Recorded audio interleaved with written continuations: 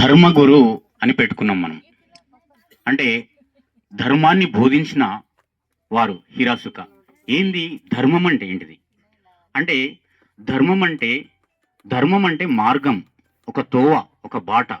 ధర్మం అంటే మతానికి సంబంధించింది కాదు, అది దేవుడికి సంబంధించినటువంటిది అనేది కాదు. ధర్మం అంటే ఒక మార్గాన్ని చూపేది, ఒక తోవను చూపేది. ఏంది? నీకు చదువు నేర్పడం ఒక ధర్మం, నీకు అన్నం పెట్టడం ఒక ధర్మం, నీకు పని చూయించడం ఒక ధర్మం, నిన్ను మంచి సత్ప్రవణతో నిన్ను నడిపించడం ఒక ధర్మం.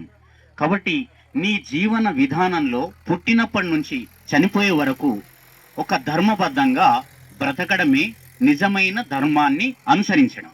కాబట్టి ఆదివాసులు ఈ మూలవాసులైనటువంటి ధర్మాన్ని మనం మర్చిపోకుండా అధర్మము అనే కాకుండా స్వధర్మాన్ని అనుసరించాలని పెద్దలు ఇక్కడ మొదట కూర్చున్న మా ద్రవిడ సంస్కృతి అని ఎంత బాగా చెప్పారు. వారికి ప్రత్యేక ధన్యవాదాలు తెలియజేస్తున్నాను.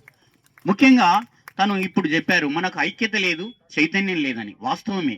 వేల ఏళ్లుగా మన ఈ జాతుల్ని అణగారిన వర్గాల్ని మనల్ని దూరం దూరం దూరం చేసి వేల కులాలుగా నీచమైన నిచ్చెన మెట్ల కుల వ్యవస్థను సృష్టించినటువంటి ఈ ఈ వ్యవస్థలో మనం ఎక్కడున్నామంటే మన ఒక జాతిలో కూడా 4 ఇండ్లు కలిసి ఉండేటట్టు కూడా అట్లా అంతా విడగొట్టి మనల్ని దూరం చేశారు.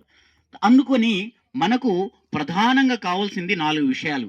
ఇక్కడ భారత రాజ్యాంగం, అంబేద్కర్ ఇచ్చిన రాజ్యాంగం ప్రకారం ఎస్సీ ఎస్టీ రిజర్వేషన్ల ద్వారా ఉద్యోగాలు పొందిన ఆదివాసీ ఉద్యోగులు